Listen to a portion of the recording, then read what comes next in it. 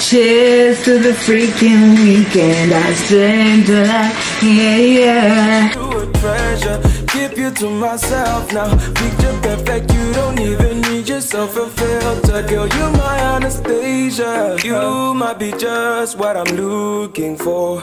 Welcome back to my YouTube channel. It's your girl Tino, but you can call me Tino. You know what we do here? We keep it real, we keep it classy, we keep it entertaining. So if you want to join this family, click on the red button over there, the subscribe button, and join the fam. Anyway, this video is a live update. Get ready with me. I wanted to do an updated get to know me tag because the last time I did a get to know me tag was 3 years ago, but it seems like you guys know everything about me, so people were not really asking the normal get to know me questions. People were asking more about my life, like life updates and what. I'm gonna answer that as I do my face. If you see me looking here, this way the mirror is. My niche is kind of like mid-school, but like I don't want to be known as just, you know, the mid student. I have so much more to offer. I can offer more, but like the thing is, you guys won't watch it. You won't watch it, but you know what I'm going to do this year? I'm gonna force it down your throats. I'm going to force content that's just not mid-school only down your throats. And you know what you're going to do? You're going to watch because you want to support me. Thank you so much. People asking how have I adjusted to like clinicals. A part of me wants to go back to pre-clinicals. Why? I feel like life was just more simpler then. Just waking up, going to class. You can choose not to. I mean, you can also choose not to go to the hospital, but guys, it seems a bit real now. You're like putting everything into practice. A part of me feels like I'm growing up and it's becoming real. It's no longer like, oh, I'm doing medicine. You actually are doing it for real. That's scary and also like incredible what you get, because I knew I was doing medicine, but it doesn't kick until you're at the hospital that this could potentially, or this will be my life. I don't like the fact that we stand more than we should. Guys, you stand, you know, like because you'll be mixed with other schools, so you're a lot of students in a department, and I don't think they can provide that many chairs for you guys. You will stand for hours on end. Hours. People would lecture you was just standing, ask you questions was just standing, you observe was just standing. I stand for a living. I didn't expect that would be standing this much, and I hear it's worse when you start surgery because you stand in theater and some procedures are quite long and you stand. Anyway, I no longer like fill my brows, you see, because they're full already. I just like outline them, and I find this better because your brows don't appear too dark, they just appear there. And this semester we're doing 3 rotations. We're doing surgery, we're doing pediatrics, and then labs, radiology, and pharmacology is 1 rotation but grouped into like 3.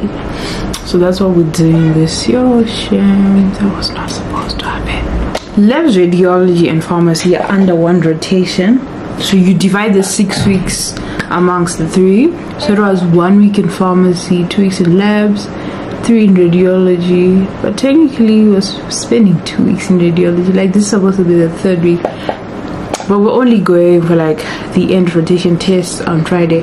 Oh wait, I have like a few classes this week, so I guess it's 3 weeks. But yeah, so after I'm done with this rotation, I'm going to surgery starting on the 11th of March. That's for 6 weeks, and then after like surgery I go to pediatrics for another 6 weeks. Then when that's done, when I'm done rotating, there's a study break and I write my end of semester exams for the 3 rotations, and that will be a deciding factor of whether I'm progressing to the next semester or not.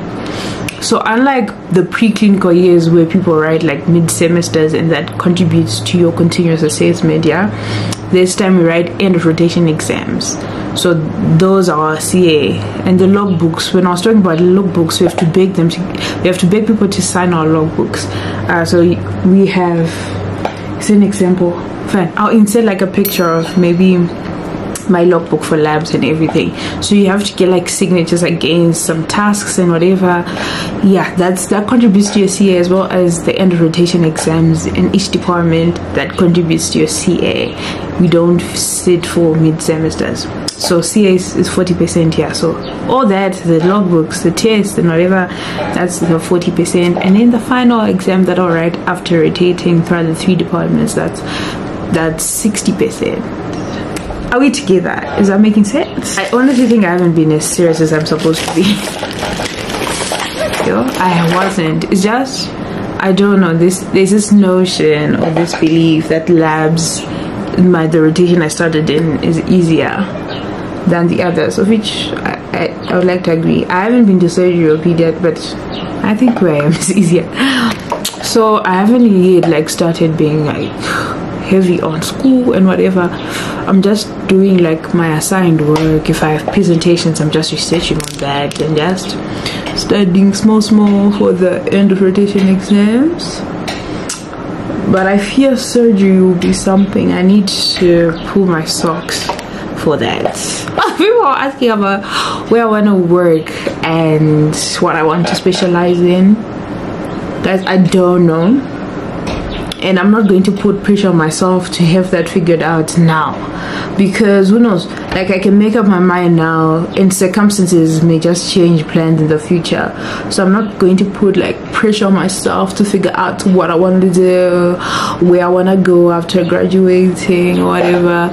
I'm gonna let Jesus take the wheel, to be honest, because anything can happen. I'm like open to anything. I'll do whatever is in my best interest at that time.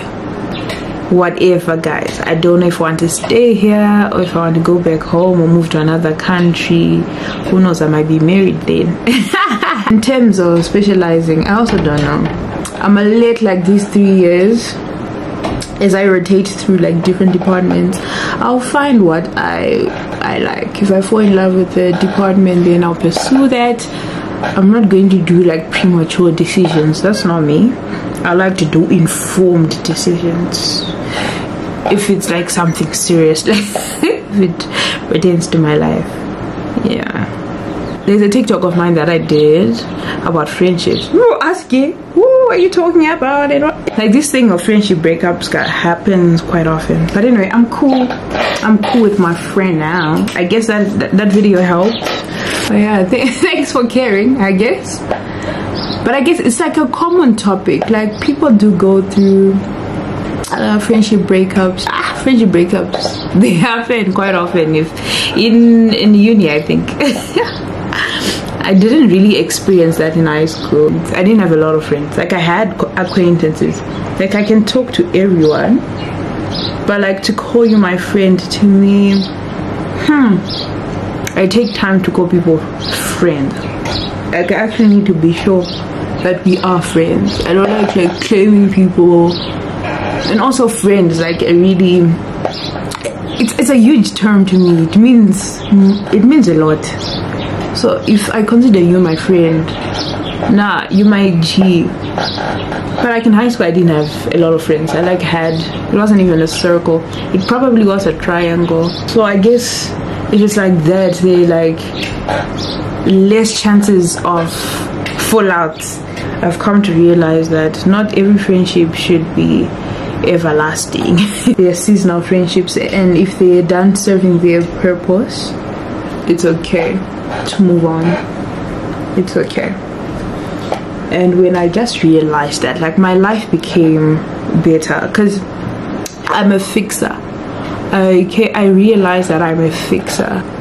In my friendships, if I see like we're slacking or whatever, I'll try and fix. And sometimes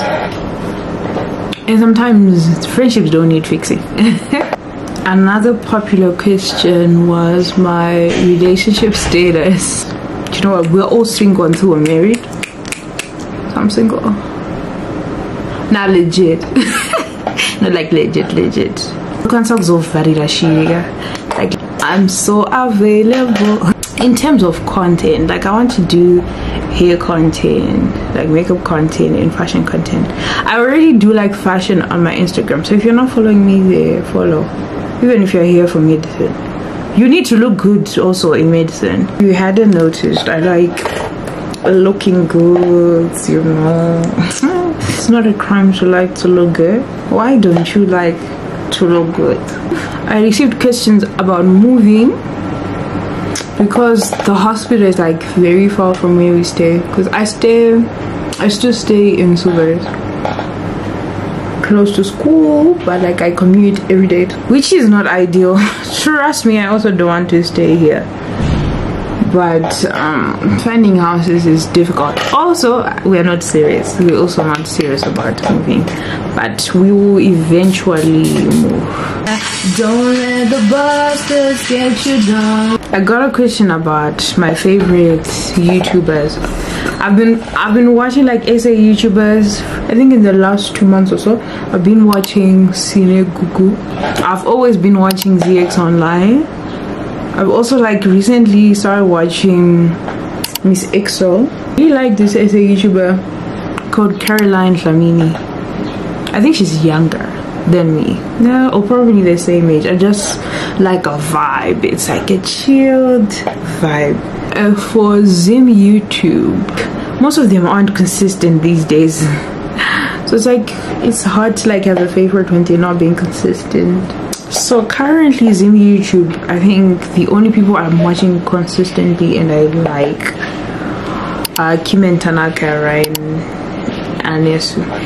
Those are couple channels. Oh, I forgot like my ultimate fave from the SA YouTubers, Tato Rampede.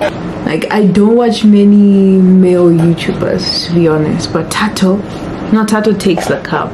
You'd even forget he's a male YouTuber. His work ethic, how he just respects the craft, inspiring to say the least. Zambian YouTubers, I've been watching Yemba Tembo because she's been posting consistently as well. Like there are a lot of YouTubers, but then they're not consistent, so I don't remember them. Like if I watch a video once, that's probably it. Like if you release once in a year, I'll just watch once and that's it. Shows I watch on Netflix, I'm a K-drama fan. The new K-dramas, trust and believe I'm watching them. And I've been watching Love is Blind as well.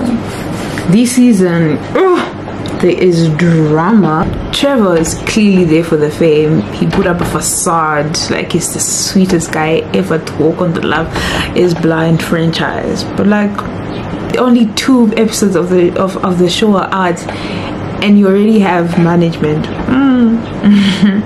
Chelsea and Jimmy, like I want to punch Chelsea in the face. We are tired. You need therapy, you don't need marriage. I want to talk about religion. I don't know if it's the case for most of us. I'm just talking about my experience with religion and finding God. I was just going to church because my parents were going and I really had no choice. So what I knew I would go there, and also because of my parents. I love the Lord because my parents loved the Lord. I wasn't like thinking for myself. Everything was decided for me, like what religion to go to, what God should be. Like I would read the Bible, but I would read what they'd want me to read. And I feel like I was programmed from a young age to love God because I was told to. It's a good thing because if they had let me go at that age, who knows where I would have been. In my adulthood, that is when I started going to church and discovering God for myself. I started experiencing God not because my mother wanted me to, but because I wanted to. When I would go to church, it was because I wanted to go to church. not because my mother wants me to go to church. And that's a good feeling. Like, it's an incredible feeling to do things or to love God because you genuinely want to. I encourage it. Like, maybe you need like time to reset and find God for yourself at your own time. If it's changing a denomination, like, do so. Like, try find God in your own timing, in your own way, out of your own will. I got this wig from Amazon. It's a 26-inch. I'll put a picture up there so that you can sit for it if you want it. Anyway, I'm done with this video. I hope there's some sense here and there. Thank you for watching this video. Till my next video, sending love and light.